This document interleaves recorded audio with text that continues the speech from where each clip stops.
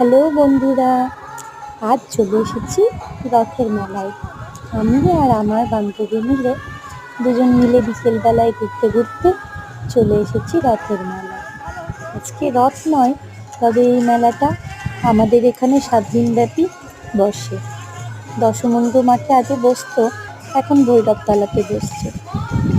এখানে খুব সুন্দর সন্ধে আরতি হয়, যেমন মায়াপুরে সন্ধে আরতি দেখেছো তোমরা, সেই রকমই ওই রকমভাবেই আনন্দ করে গান আর নৃত্যের মাধ্যমে সন্ধে আরতিও হয়।